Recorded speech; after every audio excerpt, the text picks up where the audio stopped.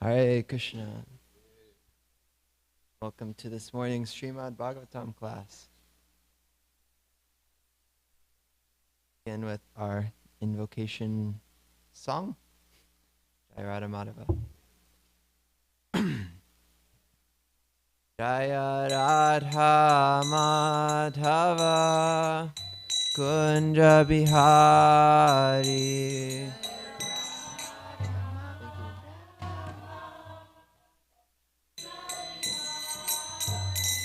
Jaya Radha Madhava Kunja Bihari.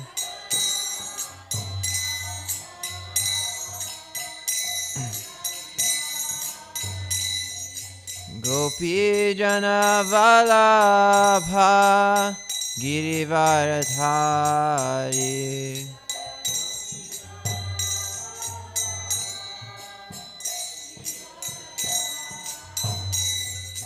Gopi Jana Vallabha Girivaradhari.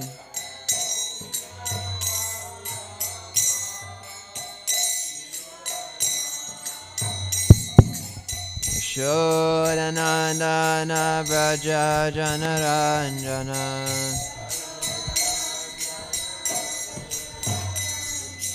Yashodanandana Braja Janaranjana.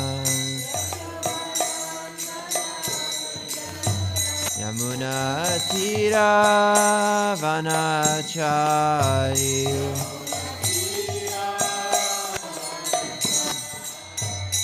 Yamuna Tira Vanachari.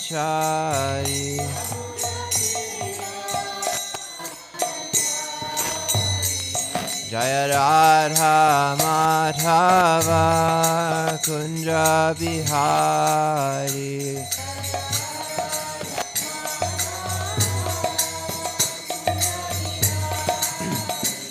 Jaya Radha Madhava Kunja Bihari.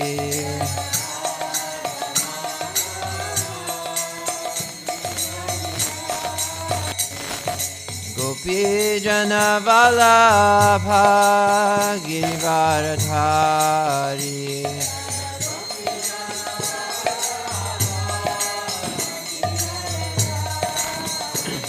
Gopi Jana Vallabha Girivaradhari.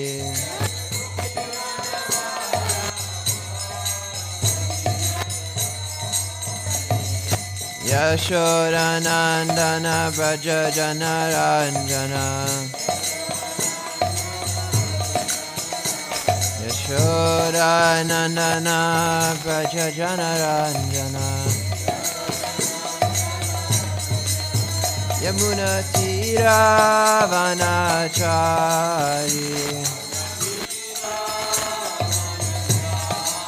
Yamuna Tira Vanachari. Jaya Radha Madhava Kunja Bihari.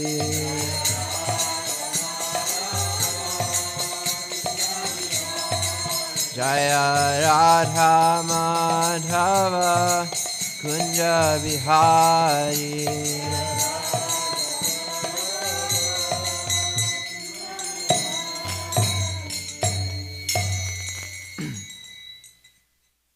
Shri Radha Madhava Ki Jai. Grantaraj Srimad Bhagavatam Ki Jai. King of all books, Srimad Bhagavatam. So now, an invocation to the Supreme Personality of Godhead. Om Namo Bhagavate Vasudevaya. Om Namo Bhagavate Vasudevaya.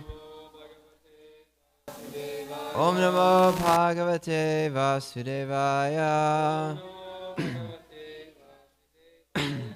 Narayanam Namaskritya Naram Chaiva Narottamam Devim Saraswatim Vyasam Tato Jayamudirayat Before reciting this Srimad Bhagavatam, which is the very means of conquest, one should offer respectful obeisances unto the personality of Godhead, Narayan, unto Narayan Rishi, the supermost human being, unto Mother Saraswati, the goddess of learning, and unto Srila Vyasadeva, the author.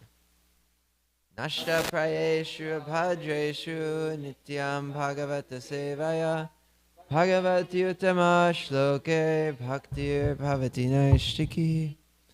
By regular attendance in classes on the Bhagavatam, by rendering of service to the pure devotee, all that is troublesome to the heart is almost completely destroyed, and loving service unto the personality of Godhead, whose praise with transcendental songs is established as an irrevocable fact. Om Jnana Timirandasya Gyananjana Shalakaya Chakshurunmilitam Yena Tasmai Shri Gurave Namaha. I was born in the darkest of ignorance, and my spiritual master opened my eyes with the torchlight of knowledge. I offer my respectful obeisances unto him. Alright, so there's some kind of staticky noise going on, but we'll survive. Alright, so we are reading from a new chapter today in Canto 6, chapter 14, entitled King Chitraketu's Lamentation. So, we've been studying the pastime of Vritrasura lately, and this is kind of picking up where we left off. Who liked the story of Vritrasura? Yeah, so it's really amazing. This story, it covered how a demon was a devotee, even though he had a birth and he had a form which was very scary and fearsome. In his heart, he was a devotee. So now we're going to hear about how that happened. We're going to get a little bit of backstory. Can someone please read text 1? This is chapter 14. 6:14:1. Anyone have the microphone? Oh.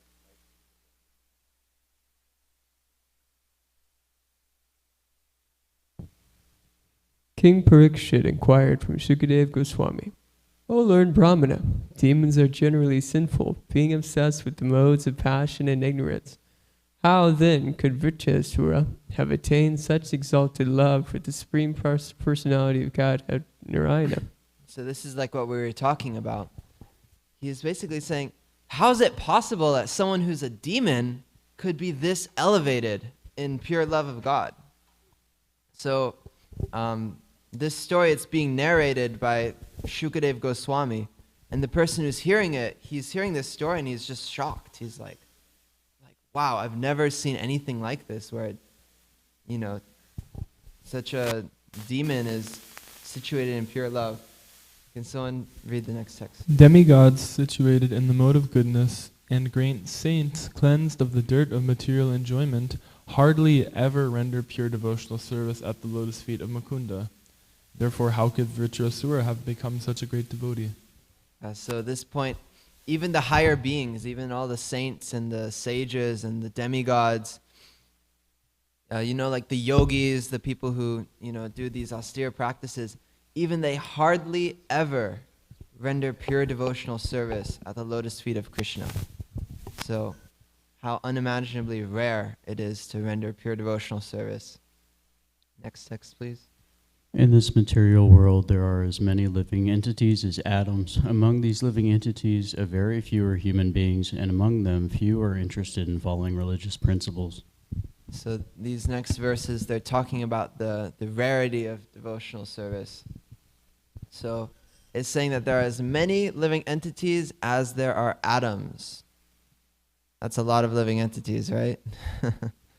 And then out of all of these living entities, a very few are human beings. So we can think about that, how there's so many species of life that we could have ended up in, but somehow we're human beings able to hear this. And among all the human beings, even fewer are interested in anything pious at all, anything that's not instant gratification of their senses. Next text, please. Text 4. O best of the Brahmanas, Shukadev Goswami, out of many persons who follow religious principles, only a few desire liberation from the material world. Among many thousands who desire liberation, one may actually achieve liberation, giving up material attachment to society, friendship, love, country, home, wife and children. And among many thousands of such liberated persons, one who can understand the true meaning of liberation is very rare. All right. So I have a question for you guys. Or Dustin, what is the true meaning of liberation? How would you interpret that? You just, or yeah, someone can give him the mic. The true meaning of liberation would be freedom from the cycle of birth and death. That would be one point. Mm-hmm. Well, see, we're seeing here that there's actually a distinction being made. So it's saying that only a few desire liberation from the material world. And among many thousands who desire liberation, kind of what you're talking about, freedom from the material world, out of all of those people who want to escape this material world, let's see, among thousands, one can understand what true liberation is. So it's even higher than leaving this material world. What is that? That would be going to Goloka Vrindavan or Vaikuntha. Yeah, going to the higher planets. So there's this distinction. We see in this world that there are kind of two types of spiritualists almost. There's the ones who want to, they say, oh, I'm so sick of this material world. Everything is so bad here and there's so much suffering. I need to get out of here. So in one way, that's kind of an escapism route. It's saying, I want to leave the material world. And then another thought process is, I want to enter the spiritual world. It seems very similar, but it's two different things. One is trying to escape misery, and one is trying to chase after pure love of God. And then also another point that we'll dive into more is how some, they want to only merge into the void. We see that it's very popular in nowadays spirituality. It's like, I want to become one with everything. And even that isn't the highest level of liberation, because the highest level of liberation is pure love. It's pure love of God. So we'll read this next text here. Muktanam api siddhanam Narayana parayana Sudurlabha prashantatma Kotishvapi mahamune. Please chant.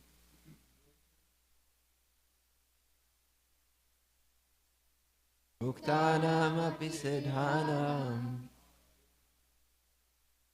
Narayana parayana Durlabha prashanatma Ishvapi mahamune Muktanam api siddhanam Narayana parayana Durlabha sanatma Ishvapi mahamune Siddhanam Narayana parayana Durlabha prashantatma Patishvapi mahamune. Or Mother Tulsi Saki. Muktanamapi siddhanam. Parayana parayana. Urlava prasanatma.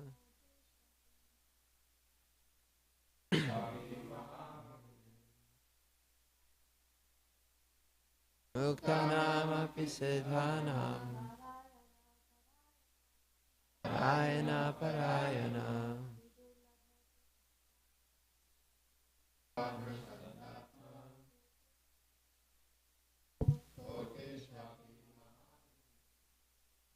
Real quick, does anyone recognize any words in here? Narayan, okay. And Sidurlabha, what does Sidurlabha mean?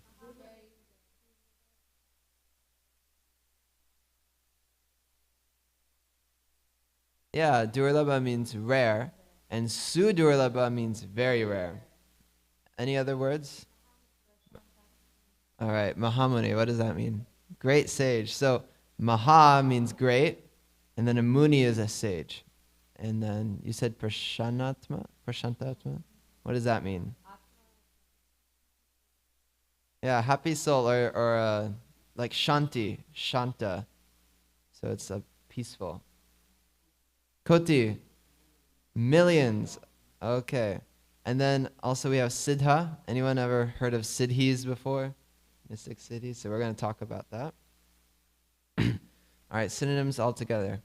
Muktanam, of those who are liberated during this life, who are unattached to the bodily comforts of society, friendship, and love. Api, even.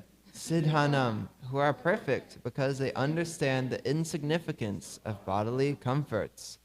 Narayana Parayana, a person who has concluded that Narayan is the supreme.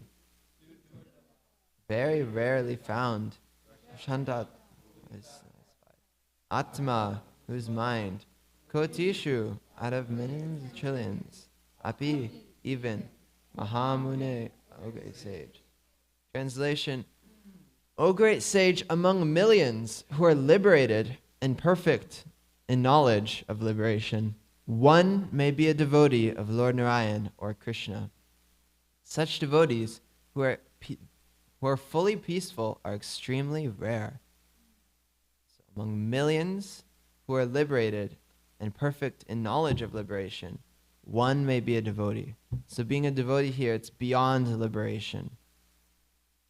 And so this is a very long purport. So we're going to discuss it as we go and kind of break down points in the paragraph before moving on to the next purport. Can someone please read the first paragraph? Srila Vishwanath Chakravarti Thakur gives the following purport to this verse. Simply desiring mukti or liberation is insufficient. One must become factually liberated. When one understands the futility of the materialistic way of life, one becomes advanced in knowledge and therefore he situates himself in the Vanaprastha order, unattached to family, wife and children. One should then further progress to the platform of sannyasa, the actual renounced order, never to fall again and be afflicted by material life. Even though one desires to be liberated, this does not mean he is liberated. Only rarely is someone liberated. Indeed, although many men take sannyasa to become liberated, because of their imperfections, they again become attached to women, material activities, social welfare, work, and so on.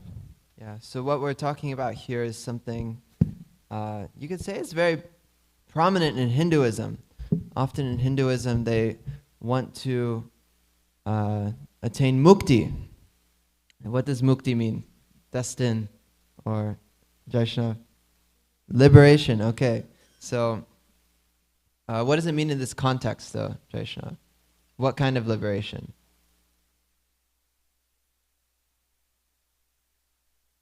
What kind of liberation did the impersonalists want? To merge into the Brahman, so to merge into the light, essentially. And so in this process of merging into the light, to become one with the Brahma Jyoti, to become one with the void, one has to be very renounced, one has to be very austere, and one has to take sannyas. We see there are many sannyasis in different sects, and it's a very difficult process. They have to be detached from family, wife, and children, and anything material. They have to be completely detached from. And yet, although many men take sannyas in these lines, because of their imperfections, they again become attached to material activities, social welfare work, and so on. So, does anyone have an idea why? Why is it so hard to detach? Why is it so hard for them to just like not be attached to any of these things? Yeah, we have to be attached to something. This other path, it's saying detach from everything. Cut off all ties, cut off this and that. But in bhakti, we say attach, but in a Krishna conscious way. So in bhakti, people can be married. In bhakti, people can have children. In bhakti, people can have a house or a phone. And so they still have these things.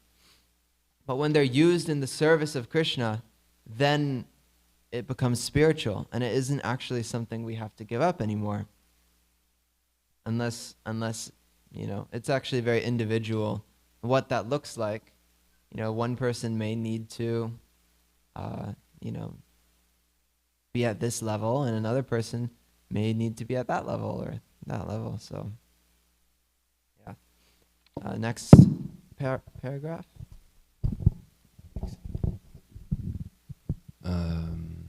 Jnanis, yogis, karmis devoid of devotional service are called offenders. Sri Chaitanya Mahaprabhu says, Maya Vidi Krishna Aparadhi, one who thinks that everything is Maya instead of thinking that everything is Krishna is called an Aparadhi, or offender.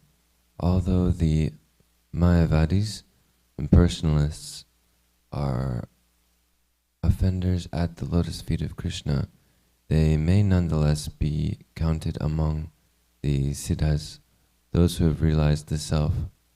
They may be considered nearer to spiritual perfection because at least they have realized what spiritual life is. If such a person becomes Narayana Prayana, a devotee of Lord Narayana, he is better than a Jivan Mukta, one who is liberated or perfect. This requires higher intelligence.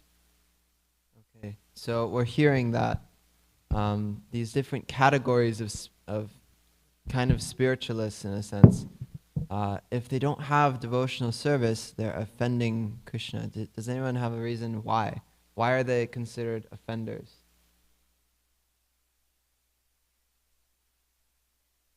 Okay, they consider everything as Maya. Any other thoughts? Daniel.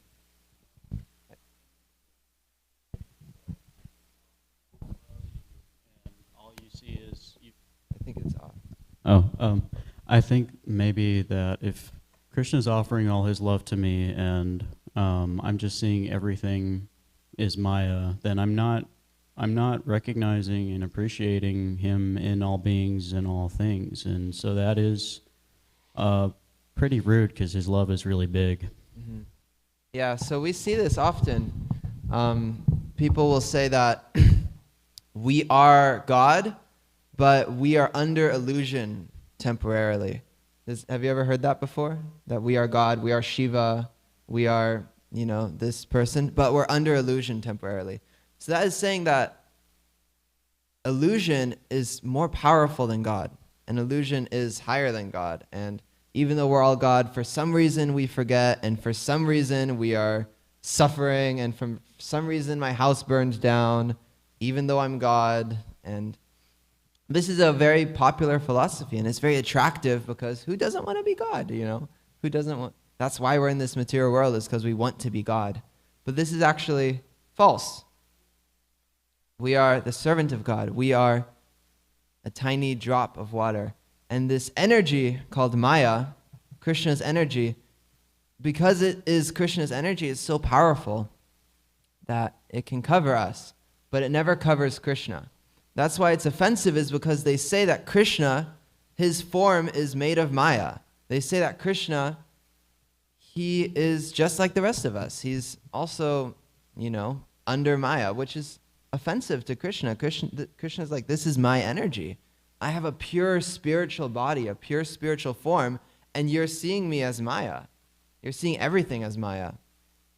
And so that's why it's considered offensive to think this way. All right, next purport, please. Next paragraph. Sorry. There are two kinds of jnanis. One is inclined to devotional service, and the other to impersonal realization. Impersonalists generally undergo great endeavor for no tangible benefit, and therefore it is said that they are husking paddy that has no grain, stula tushavagantina. The other class of jnanis, whose jnana is mixed with bhakti, are also of two kinds. Those who are devoted to the so-called false form of the Supreme Personality of Godhead, and those who understand the Supreme Personality of Godhead as Satchidananda Vigraha, the actual spiritual form. The Mayavadi devotees worship Narayan or Vishnu with the idea that Vishnu has accepted a form of Maya and that the ultimate truth is actually impersonal. The pure devotee, however, never thinks that Vishnu has accepted a body of Maya. Instead, he knows perfectly well that the original absolute truth is the Supreme Person. Such a devotee is actually situated in knowledge. He never merges in the Brahman effulgence, as stated in the Srimad Bhagavatam 10:2-32. Okay, so we'll cover that verse in a second. But this is what we were just talking about, is that there are two kinds of jnanis, or knowledge seekers, and one is inclined to bhakti, and the other is inclined to impersonalism. And I found it particularly interesting, this sentence right here.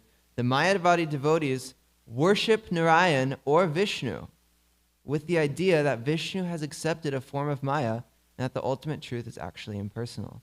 So we see this. This is very common still. We're still looking at a lot of what Hinduism is. People consider Hinduism. They do worship deities. They worship Ganesh. They worship Shiva. They worship Durga. They worship Vishnu. They worship Narayan. They worship Krishna, with the idea that they will then become the deity that they worship, or that they will merge with that deity, or that that this deity, this personality, like they say, oh Ganesh, is a manifestation of the material energy. They're saying that Vishnu is, we're all one, but the energy has somehow manifested as Vishnu. And the ultimate truth is actually this oneness. The ultimate truth is actually this non-dual. And but the pure devotee never thinks that Vishnu has accepted a body of Maya. Instead, he knows perfectly well that the original absolute truth is the Supreme Person. Such a devotee is actually situated in knowledge. He never merges in the Brahman effulgence. All right, next, please. We can all chant this verse together. Yene Ravindaksha Vimukta Maninas Tvayashta Bhavad Avishuddha Buddhaya Aruya Kritrena Param Padam Tata Pantyantya Dritya Yusmadangraya. O Lord, the intelligence of those who think themselves liberated but who have no devotion is impure. Even though they rise to the highest point of liberation by dint of severe penances and austerities, they are sure to fall down again into material existence, for they do not take shelter at your lotus feet. Evidence of this same point is also given in Bhagavad Gita 9.11, wherein the Lord says... Okay, so real quick, I want to ask you guys, why is it sure that they will fall down again into material existence? Anyone have an idea? Stephen, then Juno. And you can just call it out and I'll repeat it into the mic. Well, you have the mic.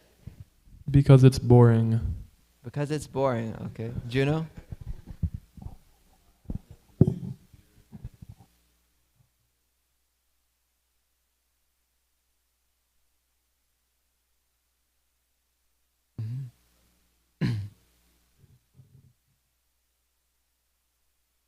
Exactly. Okay, so Juno said, when you're doing severe penances and austerities, it's like you're jumping up and you're trying to reach something higher.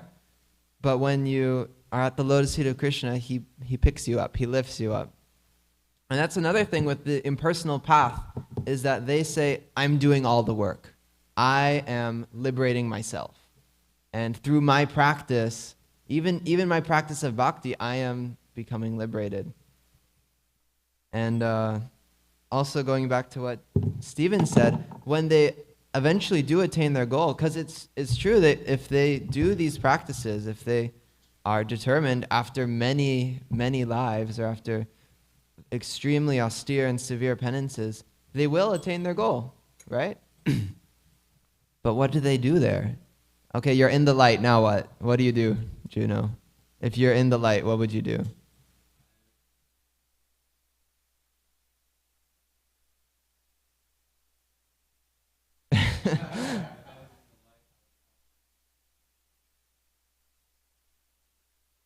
Among the other light specks, form a coup. Yeah, if you merged into the light. Yeah. Yeah, so it's a temporary position where they want to no longer have an identity. Except the soul, it, like Stephen said, it gets bored. What am I doing here? And so that goes back to the point Srila Prabhupada just made, is that they again return to family and women and opening hospitals. Because they want to do something. They want to share love. They want to experience relationships and experience experiences. And so they come back down to this material world because they're not satisfied up there. But one who is at the shelter of the lotus feet of Krishna, they are fully satisfied by... There is Krishna. All right, next part, please. Oh, we're running out of time and we still have half the purport left. Avajananti ma mudha manushim tanumashrita param bhavam ajananto mama bhuta maheshwaram. Someone please read.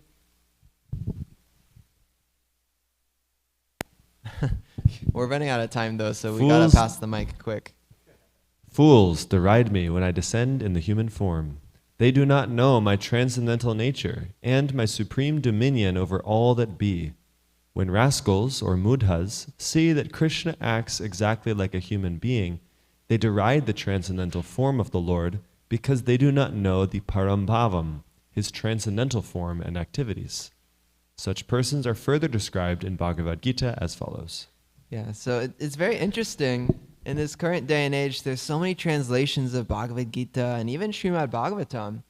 And I was like, this particular guru, I won't say his name, but he has this perspective that Krishna was an ordinary living being and he became enlightened. And then he gave us the Bhagavad Gita. But in the Bhagavad Gita itself, Krishna is saying that you deride me when I descend in the human form, and that's foolish. I'm actually the parambhavam, my supreme position. And so this is very common nowadays. So we have to see the scriptures as it is. We can't be confused by translations which try to put down Krishna, which try to minimize Krishna, which try to cover Krishna. Next text. Oh wait, we can read this. Mogasha moga karmano moga jana vichetasa rakshasim asurim chaiva prakritim mohinim shriya. Those who are thus bewildered are attracted by demoniac and atheistic views. In that deluded condition, their hopes for liberation, their fruitive activities, and their culture of knowledge are all defeated. Such persons do not know that Krishna's body is not material. There is no distinction between Krishna's body and his soul.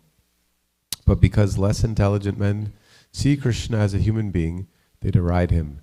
They cannot imagine how a person like Krishna could be the origin of everything. Govindam Adi Purusham Tamaham Aham Bhajami. Jai. Such persons are described as Mogasha, baffled in their hopes. Whatever they desire for the future will be baffled. Even if they apparently engage in devotional service, they are described as Mogasa because they ultimately desire to merge into the Brahman effulgence. Okay, next paragraph, please. Those who aspire to be elevated to the heavenly planets by devotional service will also be frustrated, because this is not the result of devotional service. However, they are also given a chance to engage in devotional service and be purified, as stated in Srimad Bhagavatam 1.2.17. Shrinvatam svakata Krishna punya shravana kirtana hridyantasto hyabhajani vidhunoti suritsatam. Jai. Shri Krishna, the personality of Godhead, who is the Paramatma, super soul in everyone's heart, and the benefactor of the truthful devotee, cleanses desire for material enjoyment from the heart of the devotee who relishes his messages, which are in themselves virtuous when properly heard and chanted. So Krishna, he is personally cleaning the heart. He says he cleanses the heart for material enjoyment. So this point Srila Prabhupada just made was that, is that sometimes people do bhakti for all these different reasons. They do bhakti to merge with the light. They do bhakti to go to a heavenly planet, but it's frustrated because that's not the point of bhakti. That's not the result of bhakti. But when they do this, they're getting tricked by Krishna because he's actually cleaning their heart at the same time. So they may be doing this, but Krishna, if one is sincere, he'll clean their heart and he'll elevate them. We got one more paragraph, so let's hold in tight. Thank you. Unless the dirt within the core of one's heart is cleansed away, one cannot become a pure devotee. Therefore, the word very rarely found is used in this. The word sudurlabha, very rarely found, is used in this verse, not only among hundreds and thousands, but among millions of perfectly liberated souls. A pure devotee is hardly ever found. Therefore, the words Kotesva api are used herein. Srila Madhavakarya gives the following quotation from the Tantra Bhagavata. Navakotya devanam vishaya saptakotaya narayanaya sarve yakechit tatparayana. We're almost through. There are 90 million demigods and 70 million sages who are all called Narayanayana. Sorry, I think I said that. All right. Narayanayana, devotees of Lord Narayan. Among them, only a few are called Narayana Parayana. Next verse. Narayanayana Deva Rishyadyastyat Parayana Brahmadya Kitanaivasyu Siddho Yogyo Sukham Labhan. The difference between the Siddhas and the Narayana Parayanas is that the direct devotees are called Narayana Parayanas, whereas those who perform various types of mystic yoga are called Siddhas. All right, so that encapsulates the theme of today, that the difference between Siddhas and Narayana Parayanas, difference between those who are attracted to material gain, those who are attracted to mystic powers, those who are attracted to merging into the light, and those who are attracted to Krishna. And we see that out of 90 million demigods and 70 million sages. Among them, only a few are called Narayana Parayana. And up here we see among millions of perfected, liberated souls, a pure devotee is hardly ever found. Wow, can you guys conceive of that? There's so many millions of people who are endeavoring for this liberation into the void, into the supreme. And among all of those millions, hardly one pure devotee is found. And so this ties back into the context, is that the person who's hearing this story, he goes, out of the millions and millions and millions of people, hardly one pure devotee is ever found, and this pure devotee is a demon? So that's kind of the context of this, is he's saying, bhakti is so rare. And this one person, out of all the demigods who were present, out of all the this and that, the one person who had pure devotion was the demon. And so I will just quickly say the final verse that we're supposed to cover. We'll skip over these other ones. Or, I don't know, I'll just read them really quick because they're nice. Vritrasura was situated in the blazing fire of battle and was an infamous sinful demon, always engaged in giving troubles and anxieties to others. How could such a demon become so greatly Krishna conscious? My dear Lord Shukadeva Goswami, although Vritrasura was a sinful demon, he showed the prowess of a most exalted Kshatriya and satisfied Lord Indra in battle. How could such a demon be a great devotee of Lord Krishna? These contradictions have caused me great doubt, and they have made me eager to hear of this from you. Sri Sutta Goswami said, after hearing Maharaj Parikshit's very intelligent question, Shukadeva Goswami, the most powerful sage, began answering his disciple with great affection. Cliffhanger! We're not going to find out why this demon's a devotee today, but come back Tuesday and you'll hear the backstory of this demon devotee. All right, we're quite over time, but anyone have any comments, questions, reflections on these verses? Hare Krishna. Hare Krishna. Thank you for the class that I felt like a bit of the mood of Tamal Krishna Goswami and Srila Prabhupada and Srila Bhaktisaranta, this strength of sharing the truth of the scripture. I appreciate that, and that you have this fire to just say, look, this is what it is, and don't miss the point. So thank you for your strength of conviction. I also wanted to highlight the lesson from this whole episode with Vritrasura, and this verse, we have no idea who is a pure devotee externally. We may look at someone in this community and judge them externally based on their age, based on their nationality, based on their even time they've been. We may judge based on the time someone has been practicing bhakti, Mm-hmm. Oh, this person's only been around, a year. They're not as advanced, but we have no idea in their previous lifetimes what they were doing, like Chitraketu. So I'm just highlighting this point that we have to be very careful externally making judgments about someone's advancement in Krishna consciousness, because as Parikshit Maharaj is exclaiming that even this monster is a pure devotee, so how can we know just by looking at someone what their level of consciousness is? Yeah, thank you. Thank you for that. And if there's one thing that gets me worked up, it's Mayavad philosophy. It's just like, what is going on? Like, why are you, like, how do you, because the thing is, like, they're so close. Even in this verse, it's saying that they're siddhas.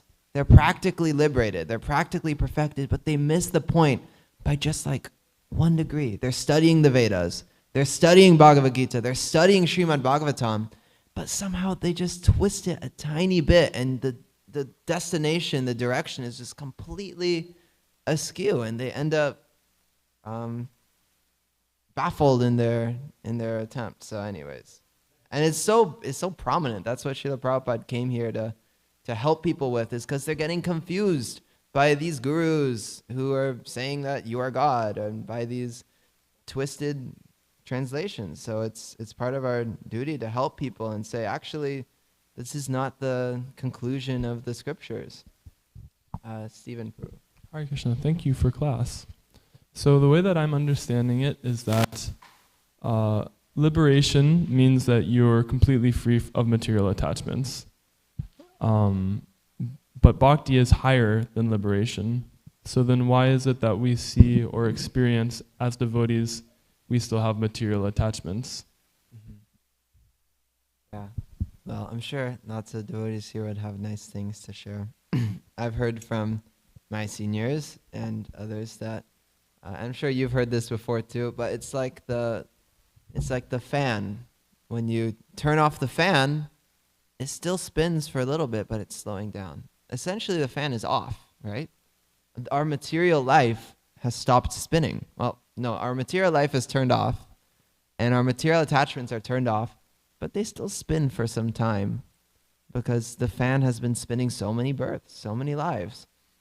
It's been, we've been conditioned to these attachments, and once we take to bhakti, even once uttering the holy name, we were hearing, yesterday? Even once chanting the holy name, more sins than we can imagine have been purified.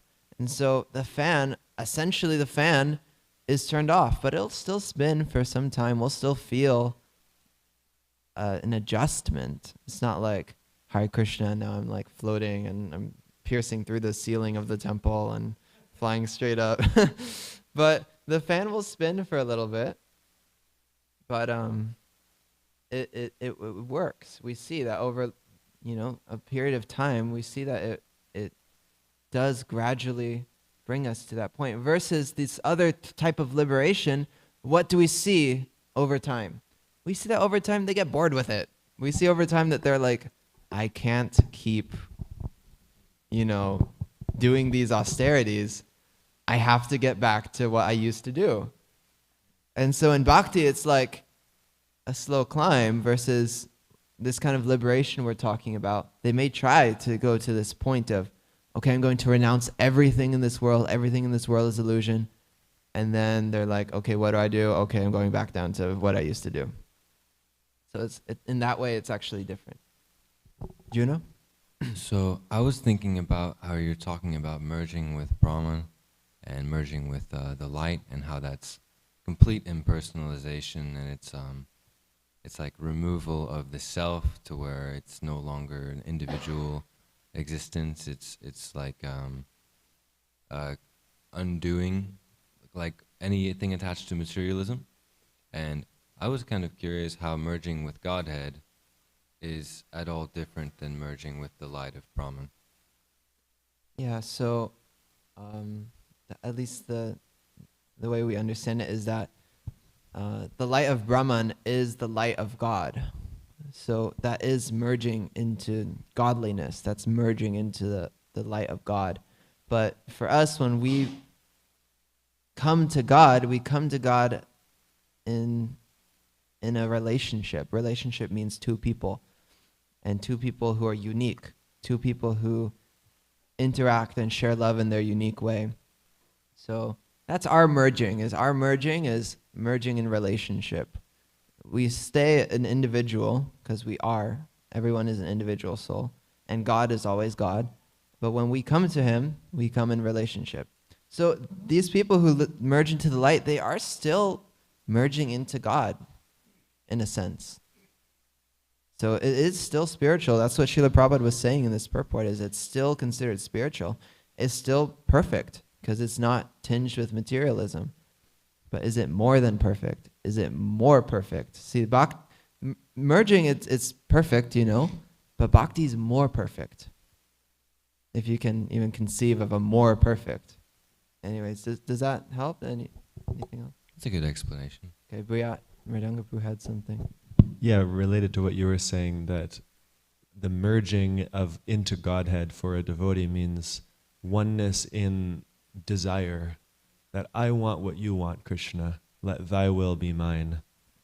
And we experience this too with the close relationships we have, that you know the heart of someone, they know your heart. It's like you're one in what you want to do, and yet you're two people. So by love, you become one in interest with Krishna. So that's the merging for a devotee. All right. Daniel.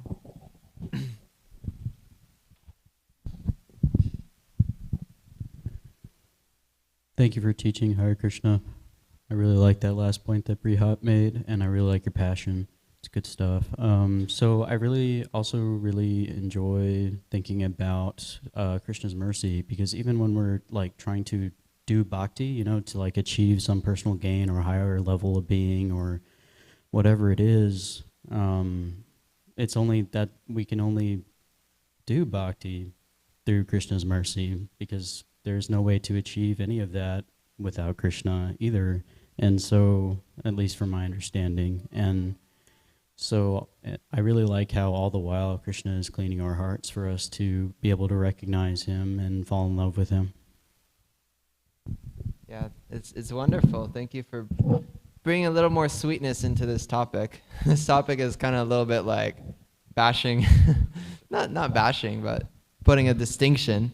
But this is such a wonderful point you brought, that Krishna, he never gets cheated. You can never cheat Krishna. Krishna cheats you. You try to go over him. You try to become him. You try to take over his position. But he's cleaning your heart without you even knowing it. So it's good that people are trying to read Bhagavad Gita. It's good that people are trying to understand these things, and Krishna will benefit them. Krishna is so merciful that he is purifying them. I remember Giraj Swami recalls when he went to Srila Prabhupada the first time, he had in his room on his mirror, it says, "You are God," or something like that. And then when he met Srila Prabhupada, somehow, well, first thing is he saw like this effulgence. He was blinded by Srila Prabhupada somehow. And then Srila Prabhupada said, if becoming God is your mission, then why would God help his competition?